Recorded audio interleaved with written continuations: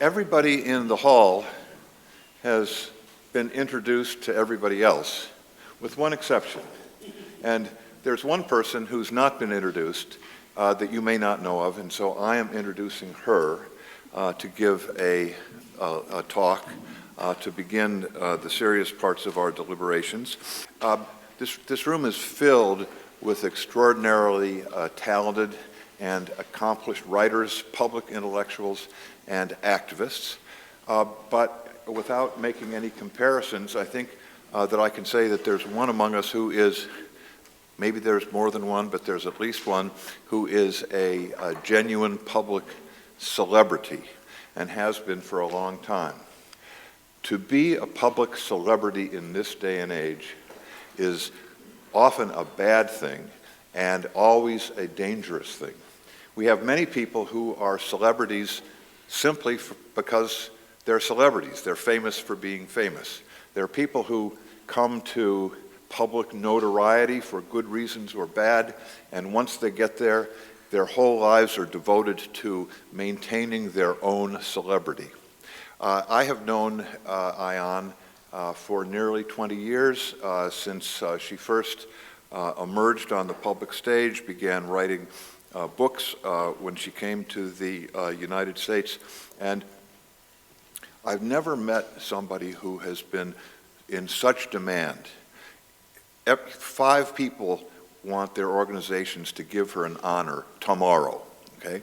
I've never met a person who is not only completely unspoiled by the degree of celebrity that she has had, but she has the bravery and insight and intelligence that she devoted beginning 20 years ago to the problems we're going to be discussing has been utterly unabated. She completely sticks to her work, and to the extent she recognizes the amount of celebrity that has come her way, she is interested in it only to the extent that it can advance the causes that have brought us together today. So it's really been an honor for me to be associated with her at AEI, at the foundation that she founded.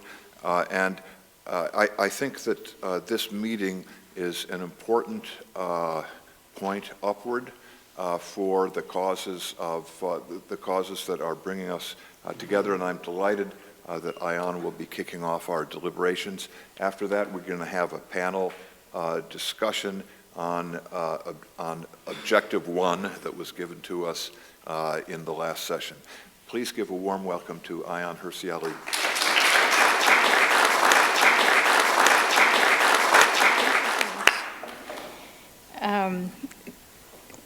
So, dearest Chris, the affection is entirely mutual. Thank you for your kind and flattering words. I am delighted to be here in Salzburg with my AHA family. It's a serene place, and it's laden with history and magnificence. It's hard to imagine that less than 8 decades ago, a genocide was underway right here in these gorgeous European cities and towns. It's hard to imagine that a people who could produce such beauty were also capable of extreme barbarity and destruction. And it's hard to imagine that Europe in the 1930s and 40s was in the grip of a dead-end ideology, so nihilistic and destructive as to claim the lives of tens of millions of people. Yet that war ended. That ideology was defeated, never to reappear. I find a sense of peace and purpose when I visit the memorials of World War II. And by purpose, I mean a very strong sense of optimism. Each time I despair about the human condition and the terrible ideologies of today, I look at the past of this country and her neighbors, and I get out of that the inspiration to hope and to dream about a different future. A future in which people are inspired by ideas that lead to peace, to tolerance, pluralism, and a strong commitment to protect and respect the rights of everyone, particularly the vulnerable. Hopes and dreams are comforting, but without effort, hopes and dreams cannot be fulfilled. Conviction drives effort. Those with totalitarian ideologies, they work hard to win over, to manipulate, to propagandize, and coerce most members of society to their way of thinking and organizing society at whatever cost. If you dislike this process but sit back and do nothing more than complain, then your hopes and dreams amount to nothing. In the last 2 decades, I hoped and dreamed that fellow Muslim dissidents and I would find common ground to avert the realization of a society established according to the dictates of Sharia law. The utopia imagined by the likes of Al-Qaeda and ISIS, which should in fact be a hellish dystopia. I hoped and dreamed that I would find common cause with Muslim dissidents to come together, to put our differences aside and work together strategically to defeat the radical ideology of Hassan al-Banna, of Osama bin Laden, of Ayatollah Khomeini, of Sayyid Qutb, and of Abu Bakr al-Baghdadi. Not in the theater of war. That's to be left to the military professionals. But in the battlefield of ideas, in mosques, in schools, in universities, in the media, among policymakers, online, in every storytelling and meaning-making institution in our societies. This weekend, a small piece of that dream is realized. Here we are. We've come together, flanked by our supporters who were not born into Islam. These are donors, writers, thinkers, journalists, and activists. They are the people who resisted intolerance towards Muslims, even as they were appalled and angered by the message and actions of the radical Islamists. I would like to extend a warm welcome to you for sticking with us through thick and thin. We share a common objective. We have a deep respect for liberty, for freedom of conscience, for freedom of speech, for freedom of association, and the rule of law. We want to protect our hard-fought rights, the emancipation of women, the emancipation of minorities, and the protection of children. My hope and dream is that the people at this conference will represent Muslim voices in our societies instead of the Islamists. In that respect, I see quite a number of opportunities today that didn't exist a decade ago. The current trends in the global politics of Dawa, that's indoctrination of young people with radical Islam, across the world, they point in 2 directions. Some are positive, while others are very concerning. I would like to start with Saudi Arabia. The main development is this. Saudi Arabia, like the United Arab Emirates and Egypt, has stopped funding Dawa. They've done it for a few reasons. First, economic self-interest. If you're serious about diversifying away from oil, that means allowing some forms of modernity and demoting the. And that's what the Saudis are doing, as my friends who visit this country testify. Second, in Saudi Arabia, in Egypt, and in the wider Middle East, there's an increased social pressure for change. 2/3 of the population is under the age of 35. ISIS became a big threat to the Saudi royal family and other monarchies in the region. This led these governments to stop funding the Islamists and indeed to crack down on them. Once at the core of the country's governance, Dawa is no longer a priority for Saudis, even if non-government money may still go to them, to Wahhabis and their ilk. I think we should be cautiously optimistic about the direction that the Saudi government has taken, even though that government remains repressive and brutal. Now let's move to Iran. Despite the huge scale of the latest protests following the murder of Mahsa Amini by the theocratic thugs, it's hard to say whether the regime will fall. The most remarkable thing is that Iranian women are protesting with the help of their male relatives. In Saudi Arabia, despite the law, you still need a male guardian to do many things. Iranian women have demonstrated astounding courage, but they would not be able to stand up to the regime so fearlessly if they didn't have the backing of their men. Meanwhile, however, Indonesia, the world's most populous country, fourth most populous country, is going through a bottom-up Islamization because the government depends on the capacity of Islamist groups to organize. The other place that's interesting is Pakistan. I've come across Pakistanis who say they're not Muslims anymore or they favor reform of Islam, and they advertise that. But the population remains conservative, and the government is still in bed with Islamists. Finally, a word about Muslims in the Russian Federation. Thousands of Chechen men have been in the vanguard of Russia's criminal invasion of Ukraine. Yet, Chechen women have been leading anti-war protests at home. These women get threatened and sometimes arrested. The Chechen government even orders men to beat their wives if they attend anti-war protests, but they continue to resist this horrible war. So in short, the picture in the Muslim-majority world is complex, and it's hard to know which direction it will take in the coming years. In times of crisis, people generally turn back to religion.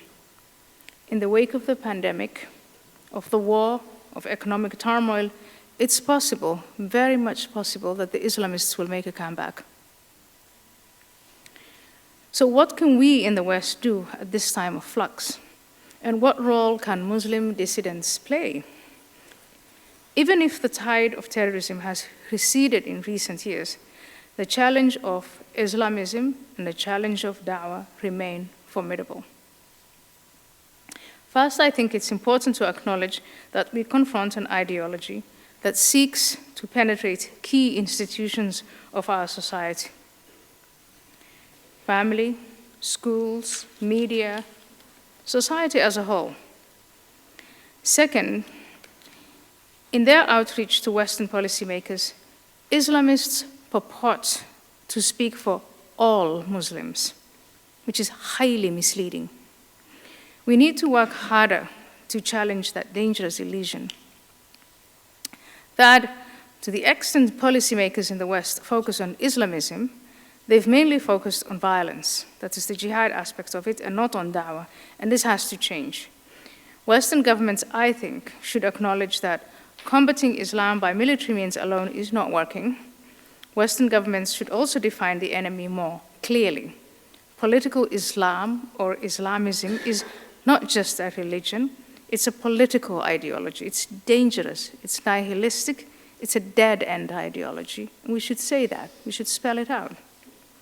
At the same time, the solution to the challenge of dawah is unlikely to come from governments, either from Western governments or governments in the Muslim world. What can we do to disrupt dawah, to counter it, to fragment it? Obviously, it's important to map the Islamist networks of dawah around the world, including funding, track them, and counter them. But beyond that, what can be done?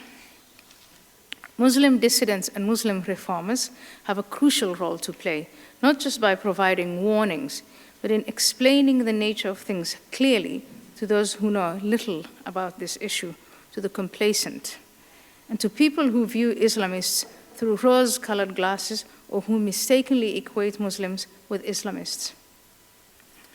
Our objective is to fight conviction with conviction, ideas with ideas, words with words, and always operate within the parameters of the laws of our liberal democratic countries. It's my conviction that if we stand up to those who demand that we either submit to their worldview or die, and if we stick together, we have a very, very good chance of prevailing. Once again, welcome, and thank you, thank you, thank you for being here.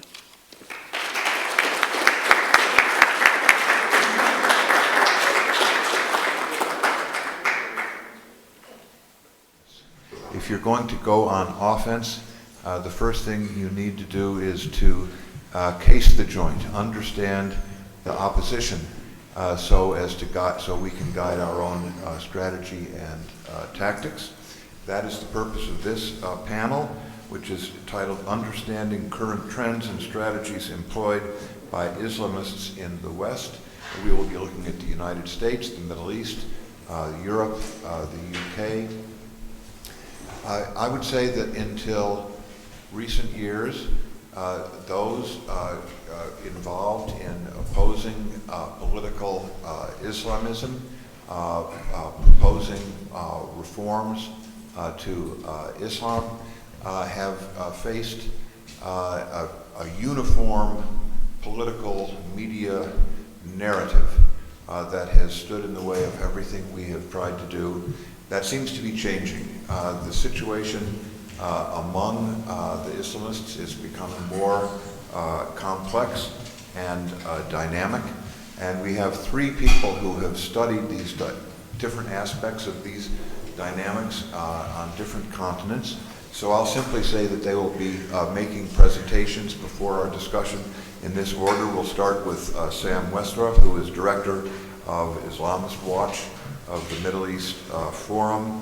The second speaker will be Hamid Abdel-Samad, who is a German-Egyptian, the author of many books on Islam and Islamism in German and in English, Islamic Fascism in 2016.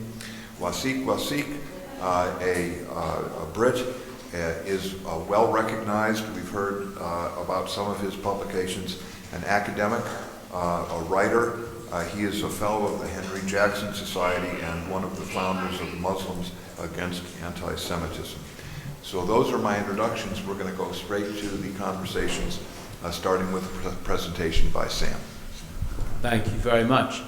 I think in the run-up to organizing this conference, there was some discussion on whether to host it in Europe or the US. And it's a good question, because Islamism in these two continents has developed differently over the past decade, even if they share some similar trends. But I think the US is perhaps in some ways, without meaning to undercut my fellow panelists' future presentations on Europe, the US is in some ways the better place to look at. European countries tend to have single Islamist sects dominate each country, or one or two Islamist sects dominate each country. In the UK, the heavy South Asian population gives way to Deobandi and Bareilly and other South Asian Muslim forces. In Germany, you have the Turks. In France, you have the North Africans. The US is fantastically diverse, especially with regards to its Muslim community. There's almost every single Islamist sect you can find in its various facets and nooks and crannies. There's also, of course, an astounding number of moderate sects and groups as well, with which we can work. But the US, therefore, is unweighted. No single group has an unfair advantage in controlling the Islamist politics and trends of that nation. The US gives us a glimpse. It's a harbinger, perhaps, of Islamism to come. Now, Ayaan, you already mentioned some very pertinent international Islamist changes over the past few years, and I think the huge one is Saudi. The changes in the Gulf are not changes I think any of us would have imagined 10 years ago that we'd be speaking about now, but they of course have had a concomitant effect in the West as well with regards to Islamism. As you say, Saudi is no longer largely funding political and Dawa activities across the Western world, and I can confirm that. In fact, the Middle East Forum has looked deeply into Saudi and other foreign regime funding in the United States, and I can very safely say that Saudi Arabia currently only funds 5 groups in the United States, 5 Muslim groups in the United States, all of which put on Saudi cultural events and nothing particularly problematic. This extraordinary change, of course, is not all for the good, because more nefarious actors or replacement nefarious actors have stepped up. Qatar, Turkey, Pakistan, their monies, their influences, working their way into the pockets of Islamist groups, but also pursuing new ventures, new ideas, and some of which I'll mention in a second. There's one other, or two other international things I'd like to mention as well. The general, I think, and well-perceived collapse of certain Muslim Brotherhood branches in the Middle East, the growing disintegration of Salafi jihad groups in the Middle East, even though they may be on the rise elsewhere, especially in Africa and the Far East, and the collapse of more traditional Islamist forces in South Asia as well. I'm particularly thinking of Jamaati Islami, which continues to become more and more irrelevant electorally, politically, by the day in parts of South Asia. So you have all these international changes. What is the effect in the West? What is happening in the US? And the change is pretty interesting. I mentioned the collapse of the Muslim Brotherhood in the Middle East. Well, in the US, the Muslim Brotherhood is increasingly an irrelevant force. One of the interesting things about, and we just had the death, which we might come to see in a few years' time as maybe not a final nail in the coffin, but a nail in the coffin of the Muslim Brotherhood. And since at least the Arab Spring and the disintegration of global Muslim Brotherhood control over its respective branches, we saw all these different national branches splitting off and running their own affairs to a large extent. In the US, that meant moving with the progressivists and doing things and saying things that Yusuf al-Qaradawi would not have approved. That might be support for gay marriage. I just saw last week that the Council on American Islamic Relations has gotten into an alliance with, I think, Queers of Georgia or something like that. So these are extraordinary alliances that clearly go against any Islamist cleric worth his salt, and yet they've been occurring for years. And the collaboration between Islamists and progressivists has been well documented, and there's in fact a report outside by the Rape Group looking at a lot of that. But with the Brotherhood no longer this hierarchical, centralized movement, groups like the Brotherhood in the US have distinctly carved their own path. And in doing so, they have sowed discord. They have sowed discord within American Islamism. And as the Brotherhood becomes less relevant and more diluted, other Islamist groups have risen to the fore, especially in criticism of the Brotherhood and its failure to preserve Islamic values. We're seeing the most extraordinary backlash against progressivism within the Islamist world right now. Extraordinary. The really good example was just last week, by the way, in Dearborn. You saw Islamist clerics actively encouraging Muslims to work with Republicans to fight the LGBT books in local school libraries.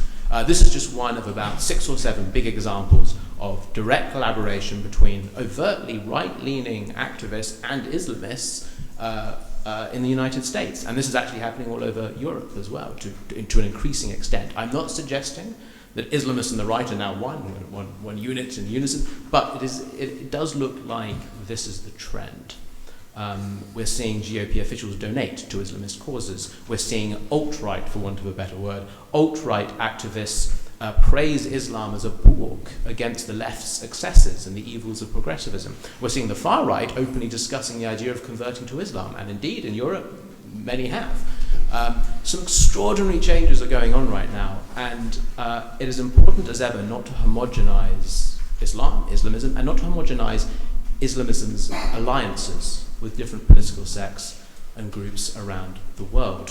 The Muslim Brotherhood is just one example. The most extraordinary change, I think, since 9/11 has been the development of the Salafi movement or movements within the West.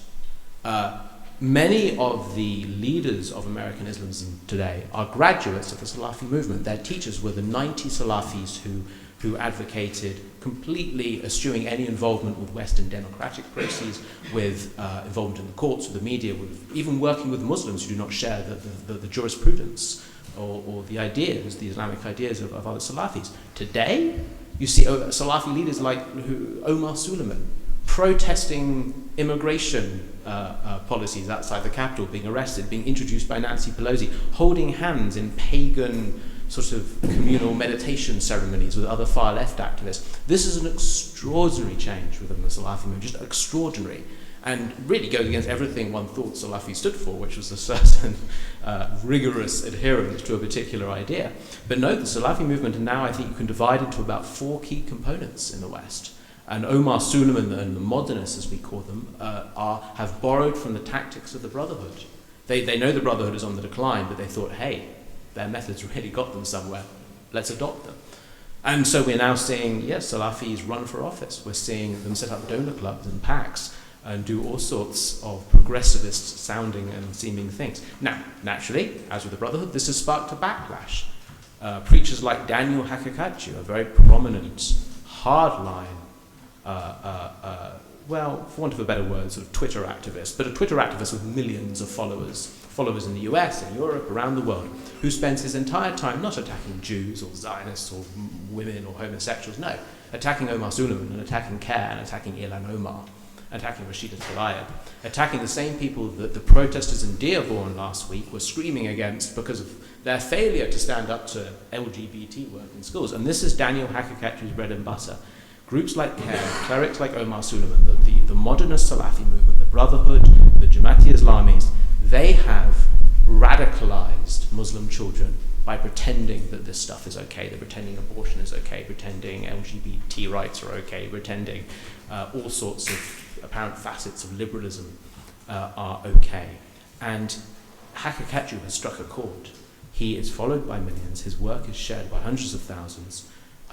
He is unapologetic in his Islamism. He calls for killing apostates. He calls for applying the Sharia law in all its most brutal forms he can think of, without hesitation, and his supporters love him for it. The far right loves him for it. He recently did an interview with a guy called Mark Collette, a very prominent British neo-Nazi, who said, I will accept Islam in Europe so long as it is white. So in other words, even the neo-Nazis can accept this view of the world. Islam can be not an obstacle to radical designs of the far right or the far left, but a means to impose them. And this is, I fear, the future of Islamism. We'll see a growing concordance, a growing ideological concordance with other radicalisms, with other extremisms. There were 2 other, I'm close to running out of time, there are 2 other things I wanted to mention. Second is the changes in Islamist monies, Islamist finances. I've already mentioned how the disappearance of Saudi from the international scene, but how is Islamism funding itself? I mentioned Qatar, Pakistan, Turkey.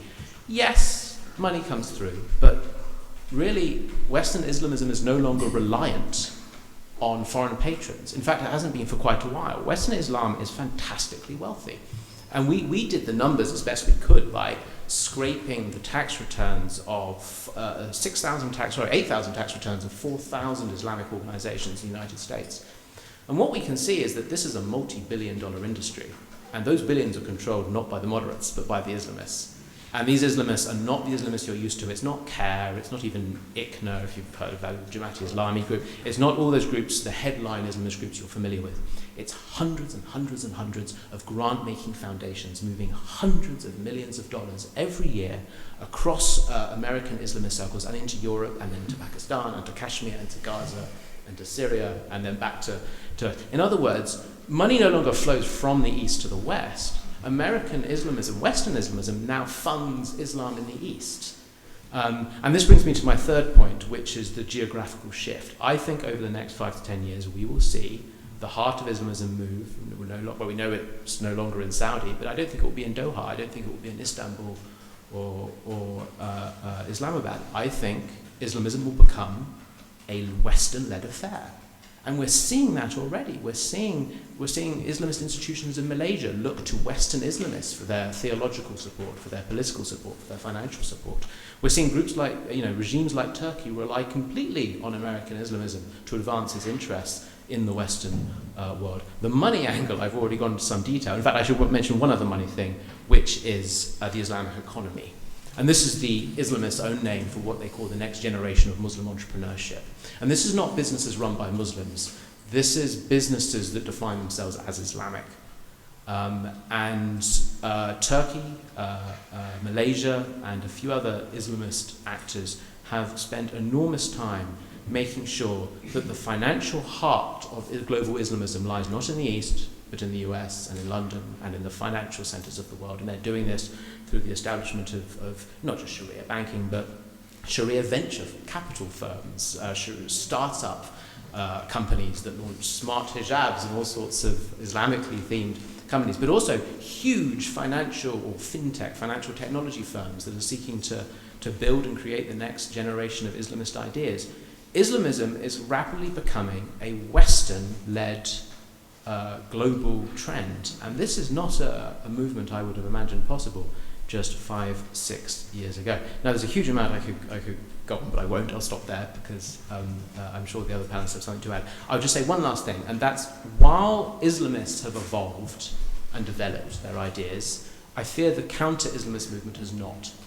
We have spent, not a good perhaps way to end the speech by attacking everyone here, but I include me in that, just all of us, the counter-Islamist scene has failed to understand these changes within American Islamism. But moreover, we never properly studied Islamism from the start. After 9/11, what did the West do? What did NATO do? It invaded a South Asian country. Well, rather than go and understand the Deobandis, which underpin the Taliban, we went and obsessed over the Muslim Brotherhood. Now, it was important to obsess over the Muslim Brotherhood to some extent. They controlled so many of the institutions of Western Islam. But it was crazy not to look at the other Islamist forces acting and operating and to not map them out, as Ayaan has recommended we do. And so when you look at the Urdu Times in Maryland or other Pakistani and Kashmiri publications in Chicago or upstate New York, you see open support for terrorism, open fundraising for the Taliban, for the Haqqani network, for Lashkar-e-Taiba, for all manner of jihadist groups across the world. And no one knows about them because we've never bothered to study them. So one thing I really earnestly hope will come out of this conference is a data-led approach to counter-Islamism, where we take in a comprehensive view of all the forces at work and truly understand who is who and who's doing what and who's funding what, and that we don't ever make the mistake of obsessing over a single Islamist movement while the others operate with impunity.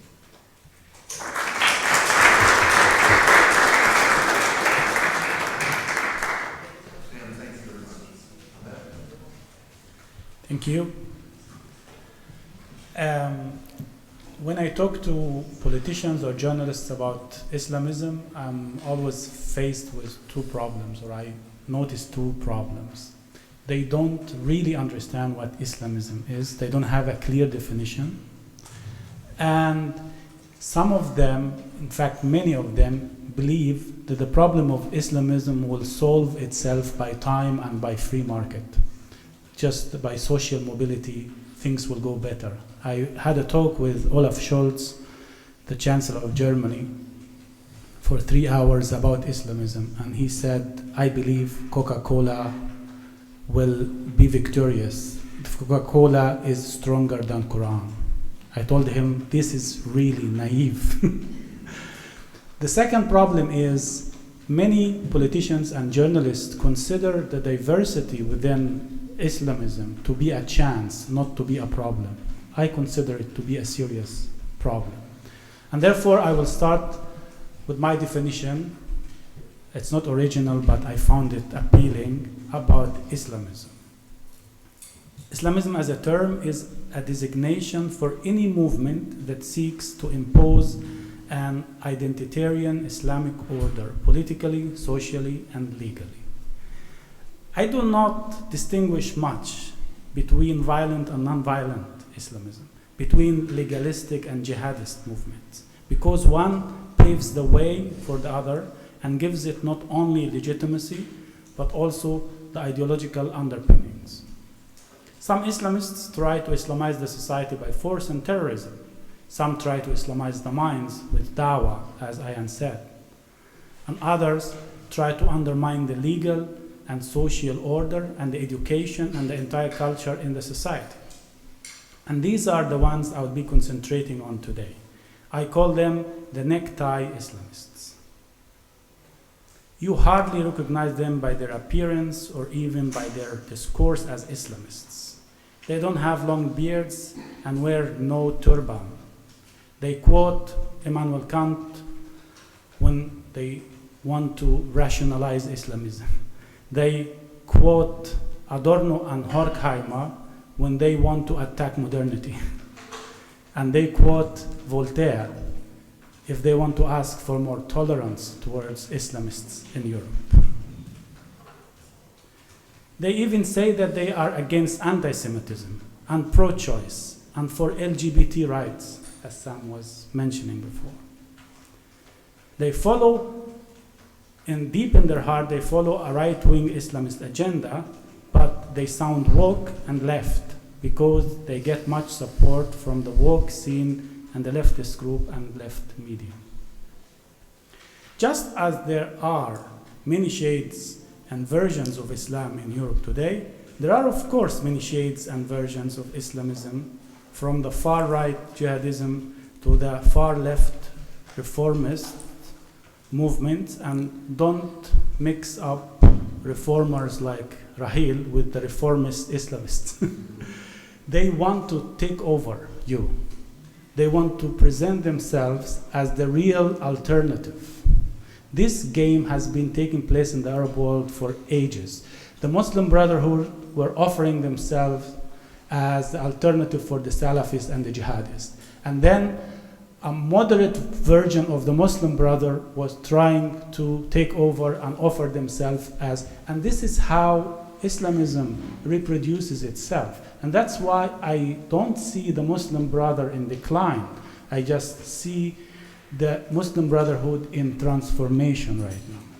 And it's a dangerous transformation because the funding that is cut by Saudi Arabia and some Gulf states to the Salafists and to the Dawa movement is now going to the necktie Islamists because they can push the agenda of these countries in the West better, because they have good connections to the Western media, and because now they are making alliances with LGBT groups, some Jewish communities, and they appear to be willing to reform Islam, but they don't want to reform Islam. They want to produce a new version of Islamism which can get more funding from Western NGOs and Western governments. So that's important.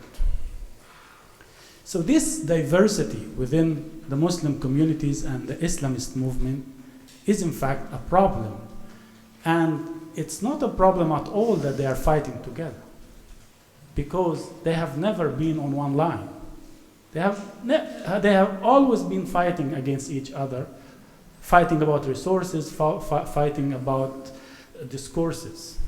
So there is an unintended division of roles and tasks among those Islamists. So the Salafists are offering like the older version, the imperial version of Islam, that one day we will conquer Europe and will Islamize everything. And the Turkish Islamism is offering young Turks a combination of religion and nationalism in one package. And the necktie Islamism is offering the illusion of reconciliating Islam with Western values. But this is not really a reconciliation, it's undermining. It's just a way to use the infrastructure, the Western infrastructure and funding and media to pursue or to fulfill their agenda. Therefore, I believe while the boat of Islamism is sinking in the Arab world and some Islamic countries outside the Arab world, the saving West is coming from the West, and the new infrastructure is offered by the West, and the new funding is coming, in fact, from NGOs and governments now, because these necktie Islamists are making Islamism sexy. They hide behind checkers and smiles.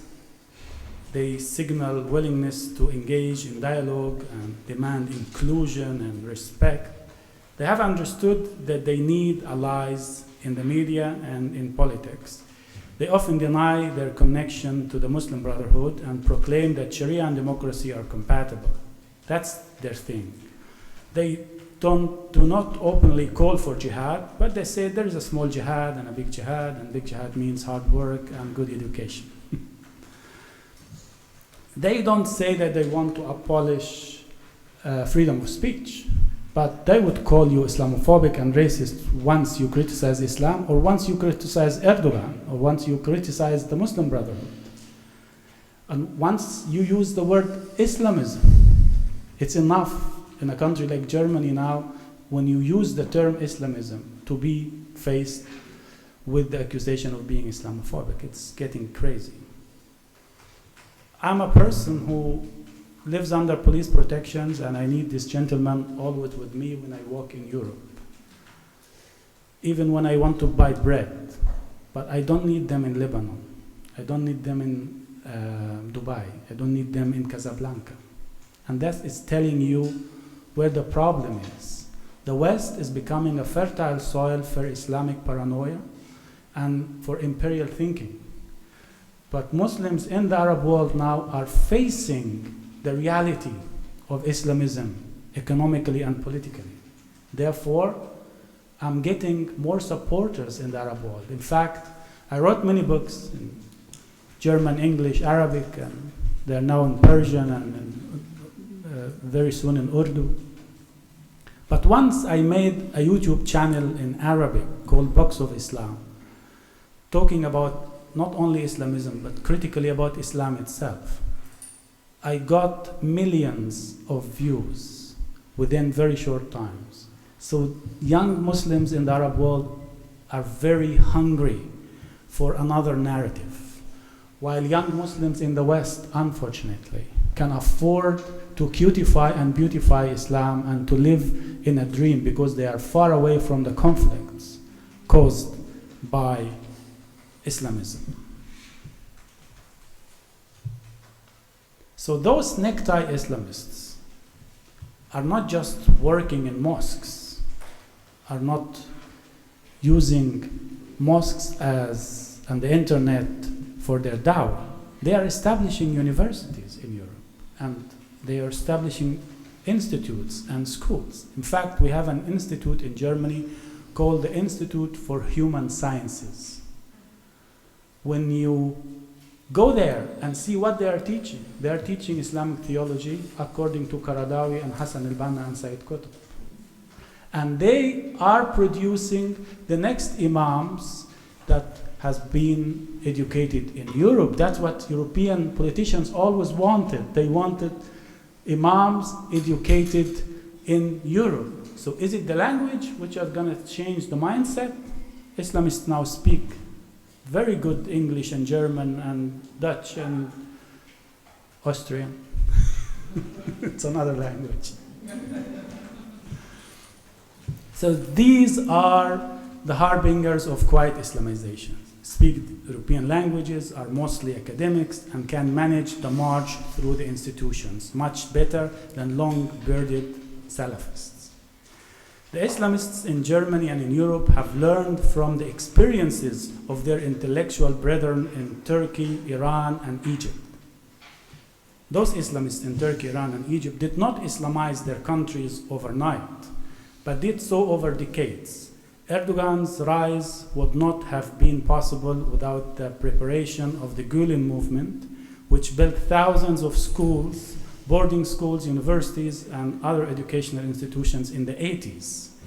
Their graduates made the march through the institutions, and they later occupied key positions in the judiciary, the education system, and the media and the army.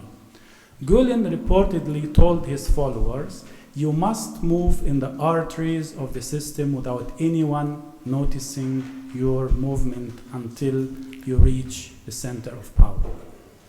His companion and later enemy Erdogan once quoted a poem saying that democracy is just a train you jump on until you reach your destination.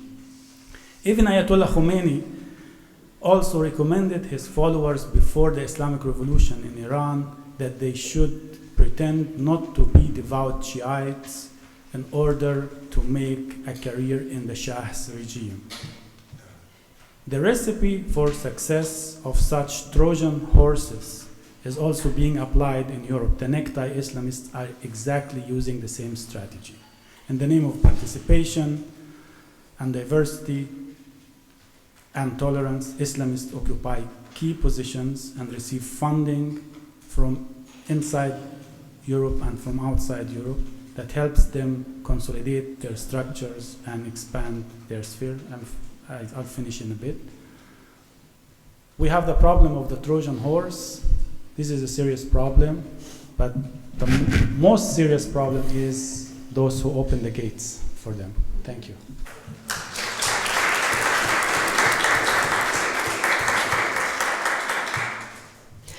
Okay. Thank you. Okay, so my perspective is coming from Britain, and what I want to highlight is that in terms of the counter-Islamist movement, I think what we need to ensure is that we don't over-exaggerate the threat, but that we assess it proportionately, so our response is also proportionate and appropriate to what we are facing, certainly in the West. Now, in terms of what Islamists are seeking to do, in my view, is to dismantle liberty, to dismantle the rule of law, to dismantle democracy, free speech. These are all of the tenets of the Western world that Islamists are finding themselves at threat against. And so the way that they do that is going to be different, and it's going to be varied across different regions. In terms of Islamists, just like Muslims themselves, Muslims are a diverse set of people. Okay, it's not being part of a religion is not an immutable characteristic. You can enter it and you can leave it. It's not like race, it's not like sex or anything like that. And it's the same with Islamists. Not all Islamists are the same. There are differences between each one of them, and they also vary depending on the regions that they come from. Now, I shamelessly take Lorenzo Vidino's typology of Islamists. So Lorenzo Vidino is the director of the program for extremism at the George Washington University. And he posits that there are three types of Islamists. You've got the violent Islamists, which are your Al-Qaeda, ISIS, Boko Haram types. You've got the non-violent Islamists, who are no different to them, but just don't carry out violence to achieve their aims. And then you've got the final ones, which are the participationalist Islamists. And this is what I'm going to focus on, because this is where our real threat comes from. We know who the violent and the non-violent Islamists are, and we know how to tackle them when we're confronted with them. In fact, that's where most of our national security resources are dedicated to in terms of dealing with the threat. But the participationist ones, and this goes back to, excuse me, this goes back to obviously, the white collar tie, wearing a suit, don't have beards, clean shaven and all that. So they're the professionalisms, okay? And what they seek to do is to use the tools of democracy against Western democracy. The whole point is to infiltrate within, you call it entryism, infiltrate the systems to dismantle them from within. And this is very much based on a Marxist ideology, tactic or strategy, so to speak. Now, one of the ways that they do this, in terms of, let's say, free speech, is through the use of a contentious term known as Islamophobia. Now, Islamophobia for me is a very problematic term that's being used quite, or at least is being instrumentalized in a way to protect Muslims and Islam from criticism or critique, as if they are at threat if the employment of free speech is used. And this is obviously problematic, particularly in the West, where our whole civilization is based on the principles of free speech. And so Islamophobia is one of the ways that they do this. Now, in Britain, we have a working definition of Islamophobia, where there is the variable known as Muslimness. And they say that Muslimness is being employed as a way to caricature Muslims, as if we are some sort of homogeneous block, that we all must look the same, we all must all dress the same, speak the same, and even have the same theological belief. But the fact of the matter is, when you talk to Muslims, from whether they're in the West or in the Middle East or in the Far East, there is lots of diversity, not just in the way that they speak, not just in the way that they look, but also in their own theological beliefs. take, for example, in Britain, we have probably the biggest Ahmadiyya community. Now, the Ahmadiyya community are, by my definition, Muslims, because as far as I'm concerned, the one non-negotiable to becoming a Muslim is the acceptance of the Shahada, which is the declaration of faith. So long as you accept that, then you're a Muslim as far as I'm concerned. But the Islamophobia definition does not take that into consideration. They do not consider, or it would not be able to be applicable to the Ahmadiyya community. So they would not be considered Muslims according to this definition. Now, there's been a lot of pushback against this from lots of activists, particularly from the centre ground and on the right, who recognise the threat. Unfortunately, we don't see that same pushback from those on the left, who seem to accept that there is a way of defining what a Muslim is and what a Muslim isn't. And unfortunately, you can't actually define what a Muslim is and what a Muslim isn't, because Muslims are very different. And so that's one thing. But also, going back to free speech, there's what Islamists are seeking to do is to create a Sharia compliant society. We have to come to the realization, and this goes back to my original point, is our response has to be proportionate. We have to come to the realization that Islamists in the West are not going to be setting up a caliphate anytime soon, not in the next 50 years or in the next 100 years. But what they are seeking to do is to create a Sharia compliant society. And one of the ways that they seek to do this is by making things Islam focused and Muslim friendly. For example, prisons. Prisons is a big issue that we're facing with Islamists in Britain. Now, in terms of the 9-year period from 2011 all the way to 2020, we have more Islamist attacks in comparison to extreme right-wing attacks. And so as a result, connected offences to Islamists were higher than any other form of ideological motive behind any of these attacks. Now, as a result of that, more Muslims, because they happen to be Muslims, are then in prison for these terrorist-related attacks. Now, what these guys are now doing is they're in prisons, and they're restricted in what they can do, obviously. But they are making the prison environment Muslim-focused and Islam-friendly, Islam in their conception and how they define it to be. So the insistence that they have to pray 5 times a day in a congregation, which then means that they have to then come out of their cells in order to do that, whereas they're only allowed to come out of their cells for, let's say, I think it's an hour a day to get their exercise or whatever it is that they have to do. They have all their amenities within their cells. And so that's one of the ways that they do it. Another way that they do it is that because lots of them in prisons are charismatic, and they are able to wield a lot of influence over other Muslims or other inmates. And so they naturally, therefore, have power. As a result of that, prison guards and officials begin to lose power. And so what you end up in is a situation where Islamists are able to wield power that the prison officials don't have, and therefore there's a distribution of power.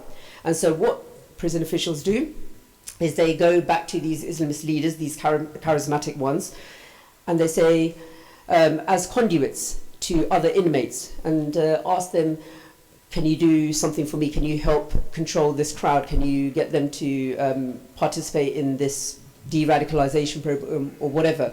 The whole point is that these guys are able to adapt no matter where they are.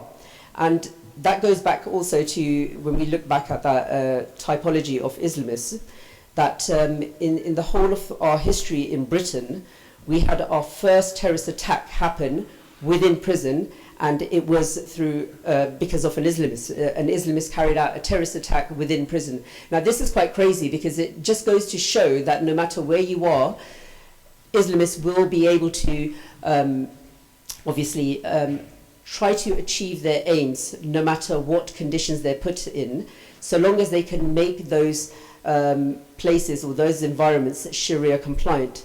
And so this is the threat that we're facing from our participationist Islamists here in Britain. And it also goes back to, I think, Baroness Cox, you mentioned something about Sharia marriages. And this isn't recognized in law. And so we, for all intents and purposes, have a parallel society. And the answer isn't to make Sharia marriages into law, it's to outlaw them in the first place, because what Islamists are trying to do is to take what's private and make it into public and then institutionalize it and make it into a policy feature that you then can take Islamic issues into our court system, and then you end up having case law that can then deal with that sort of stuff. So again, you see the distribution of power. This time it's now working the other way around, where it's not Islamists who have the power, but it's the judiciary system who has the power and then can mandate things in terms of Muslim issues. And so my message always to Muslims is that we don't have Muslim problems, we don't have Islamic problems. We have politicians, we have MPs who represent us as well as everyone else, because in Britain, Muslims are no different to every other faction in society, whether it's Christian, whether it's Hindu, Jew, or atheist. We are all the same, and we have people who represent us, and we need to use our own democracy back against those who are seeking to use democracy to end democracy. And unless we don't do that, unless we don't take on the participationist Islamists, the concept of setting up a caliphate is a dead one. It's setting up a Sharia compliance society, and that's something that I think we need to start focusing on. Thank you very much.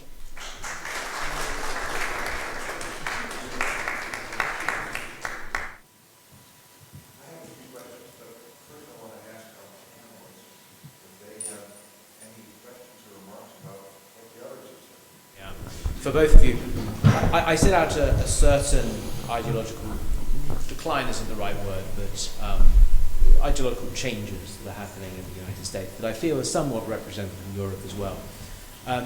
You still see the Brotherhood as very important and by no means a spent force. And Wasiq, I think, you see whatever the actual politics at play, you still see Islamist power as very strong, as concentrated and so on.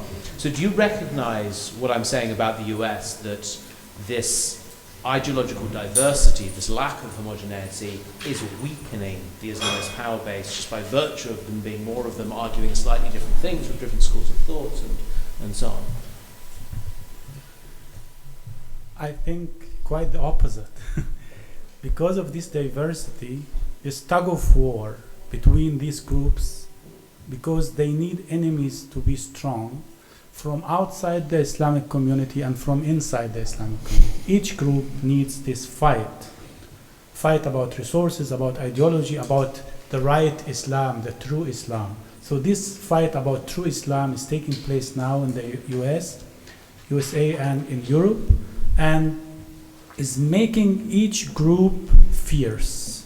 So the Salafists are becoming stronger because of the necktie Islamists, who the nice guy syndrome, who are trying to make this compatibility between Islam and the West. And then, because the Salafists are getting stronger and fierce, the Western politicians and NGOs and the media are more likely to accept anyone who doesn't wear a turban or have a long beard and consider them to be a moderate Muslim, even they are still Islamists. So exactly here I see the problem. And the second problem is the funding. In Europe it's stronger, especially Germany, Austria, and Switzerland somehow, that politicians in these countries, they need an address and a telephone number of Islam all the time. I don't know why, but they always need a partner, someone to talk to when it comes to Islamic issues. And this is a big mistake, because they still insist that Muslims have to be a bunch of people that we address. And therefore, they have to accept the fact that some groups have strong mobilization power than moderate Muslims, because moderate Muslims, they don't have a strong issue and they don't have strong funding and support, and therefore they will never be the critical mass that these politicians are looking for.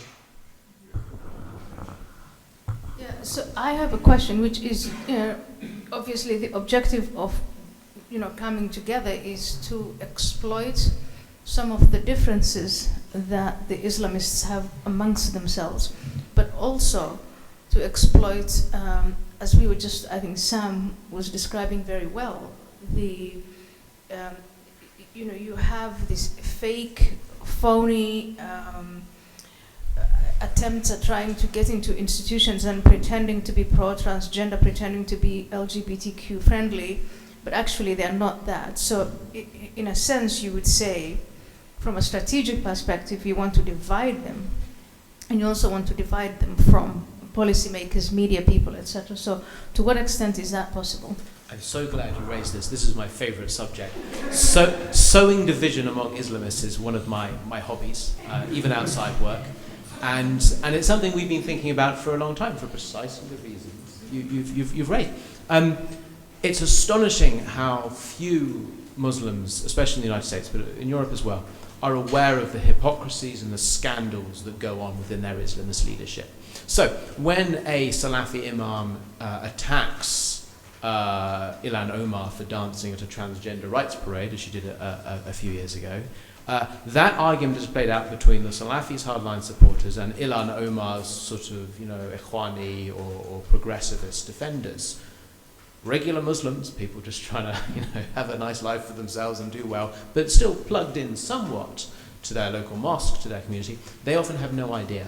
It is in our interest to draw out the moderates and to bolster the moderates, to draw their attention to the two radicalisms at each other's throats within the Muslim community. Now, this can be done a number of ways. I'll give one example very quickly. CARE raises zakat being, sorry, I don't need to explain zakat to this crowd, I forgot.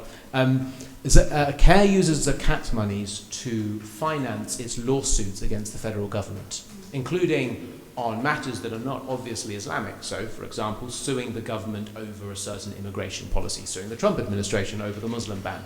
CARE uses zakat monies for this. A lot of Islamist clerics would argue very strongly that zakat can only be used for Islamic purposes, for Muslim purposes. And here you have CARE suddenly suing the Trump administration to allow more North Koreans into the country, or whatever it may be. So what happens when a cleric puts out a fatwa more explicitly forbidding this sort of behavior by CARE? What happens when a cleric, in response to a request from any ordinary Muslim asking whether this is permissible, CARE's authority, CARE's theological justifications are weakened a little bit? And I think it's in our Muslim allies' interest to do this. I think it's in our interest to do this. Anyone can ask for a fatwa. And I'm not saying that there are, that we haven't tried as well on occasion. It is in our interest to expose every possible crack and deviation within the Islamist narrative, and to show ordinary Muslims just how divided their Islamist leadership is, and how one group may overtly act at odds with another. And I'll say this as the last thing. The amount of actual abuse that happens within Islamist circles is also enormous. And there are some very interesting Muslim groups who work to expose abuse. I'm talking both sexual abuse, emotional abuse, physical abuse, all sorts of alleged abuses by financial abuse, corruption, theft. Most of this doesn't make its way into the courts, actual civil or criminal courts, of course. But when it does, it's astounding to us how few of the congregation ever find out about it. Again, it's in our interest when Islamists behave badly, when they misuse money, when they steal money, when they abuse the children or the women in their care, to let ordinary Muslims know. And there are ways to do this. You can work with Muslims to do it, you can write about it, you can advertise it, you can make sure, using targeted advertising, that every Muslim in a 40-mile radius of an Islamist mosque gets to hear about it. It is in our interest to do this kind of thing. It weakens the radicals, it empowers the moderates. Yeah. It seems to me, what I hear from the panelists is that a lot of the Islamist activism is sort of just falling into a scramble for money and power, and very opportunistic, trying to forge alliances with anybody else, but particularly forging alliances with people on the left. Why?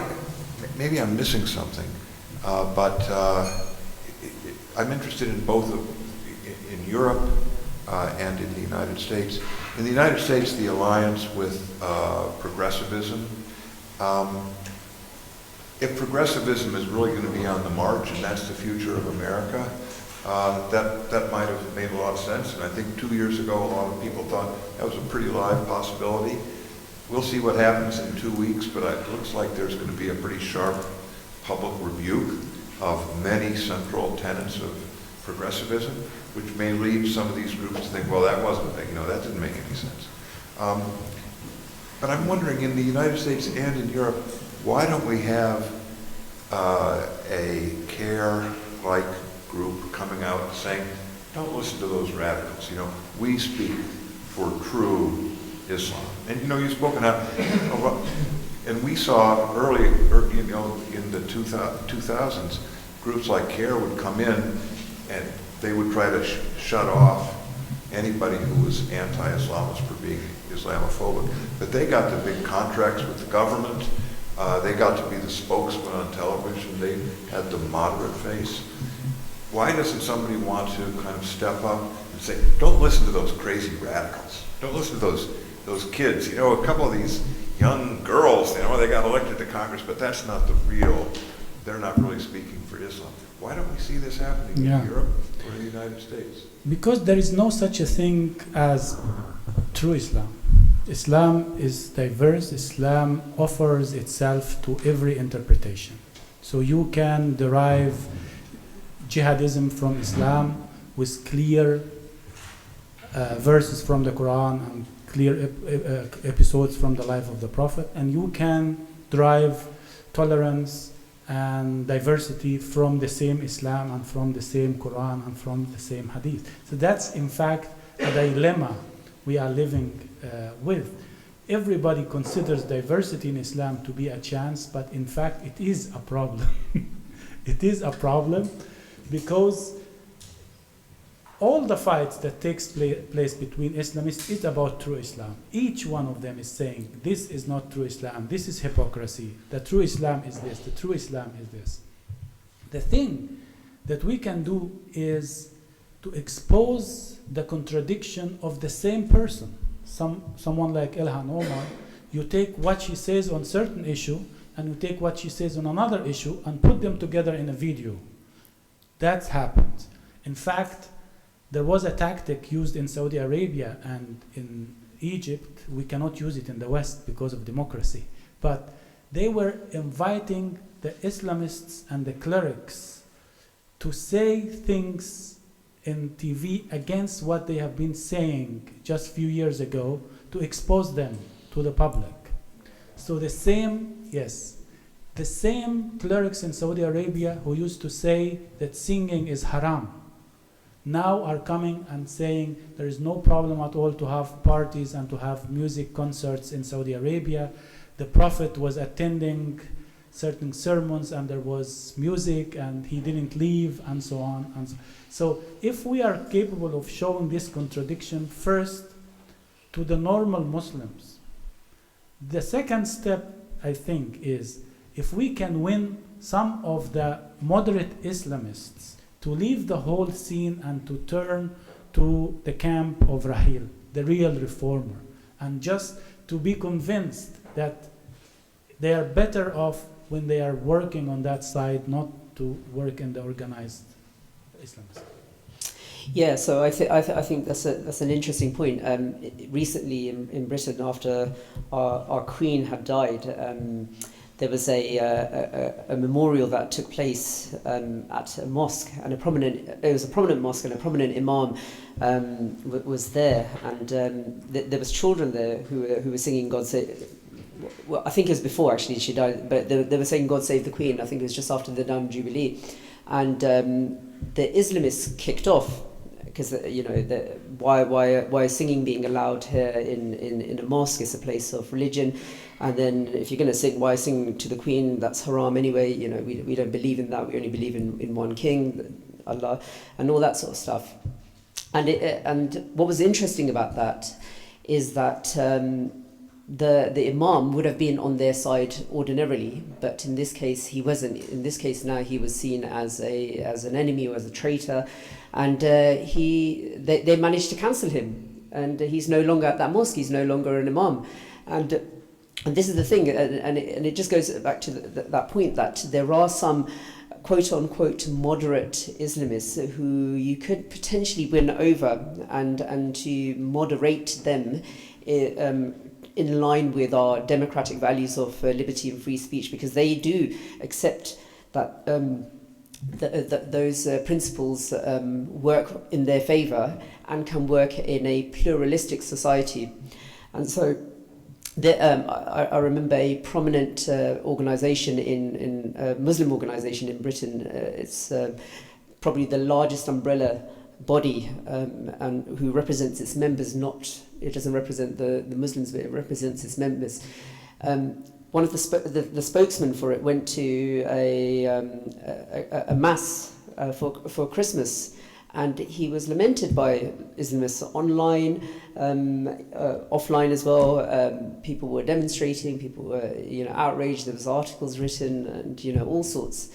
But he himself is a participationist Islamist, and he was getting lots of backlash from other participationist Islamists. So there's still diversity within even that typology that I brought up. That certainly in Britain we go by the mantra diversity is our strength. Well, in this case it is, because we can find some of those cracks within these Islamist camps, and we can exploit them and create that division within them. Because one of the things that we never had in Islam is after the Prophet Muhammad really is leadership. And in terms of Islamists, we don't necessarily have leadership. We have obviously the Muslim Brotherhood as our starting point for political Islam, but there was never really a leadership. And that's why you have that diversity, and there is capacity there to exploit it and strengthen our position against them. Yeah, very briefly. I think as to why these alternative Muslim groups don't exist, I think the diversity point is extremely important, and there have been many attempts to try to create these organizations that can somehow represent Muslims regardless of culture, ethnicity, jurisprudence, school of theology, all these things. They've all failed. They all try to ignore the fact of Islamism, which could be why they failed, and that's why groups like the Muslim Reform Movement are so important, because they offer a unifying idea to unite Muslims, opposition to Islamism. And that's why we should support that. But the other very key reason as to why moderate alternatives to groups like the Muslim Council of Britain, like the Council of American Islamic Relations, like all the umbrella Islamist groups you get in every Western country, is money. It's funding. And this is not, I'm not just talking about a newly very wealthy Western Muslim world, I'm talking about government money. And this is what our other thing we do. We track government spending, government funding of Islamists. And I always like to tell crowds that the Trump administration has cemented itself as the biggest patron of non-violent Islamism in the West. Well, while it was all too briefly in power, it gave $70–80 million into the pockets of radical Islamists with ties both to lawful Islamism in the West, but also violent Islamism overseas. Governments, no matter of their political affiliation, move money and thus legitimacy into the hands of the Islamists, disempowering, disenfranchising any moderate that wants to set up a rival organization. And the actual numbers, when added up, the total amount of money we're talking about is in the hundreds and hundreds and hundreds of millions just in the last few decades alone. This is a phenomenal obstacle to true moderates.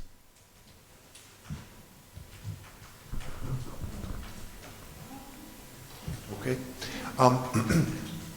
I'm going to exercise the moderator's prerogative. I'm going to say a kind of one last word from a sympathetic outsider who's been listening to all of this intelligence and wisdom. There's no getting around the fact that an essential prong is going to be revealing the illiberal, anti-liberal, radical aspects of political Islamism. We have to keep hammering away on that, which we've been doing for a long time. In listening to these presentations, it seems to me that it's not a substitute for that, but part of it is emphasizing the fact that this is actually an enormously large and rich and diverse religious faith. It's not just ethnically, but also theologically and in terms of people's station in life and the things that they do, and that anybody that is purporting to speak for all of them, it's like somebody trying to speak for Christians in the United States. Everybody understands it's tremendously rich, and there are liberals, there are conservatives, there are radicals, there are, you know, all sorts of people, rich, poor, and anybody that purports to speak for them, everybody discounts that. I think that that's a very important point, but it also helps us in saying, you know what, you can be critical of Islam. It's so big and rich, nobody can say, you can't criticize us. Well, we sure can. For one thing, a lot of them are criticizing each other. So if somebody comes in and criticizes political Islam, it's okay. You can't cancel somebody for that when you're dealing with such a diverse and rich phenomenon.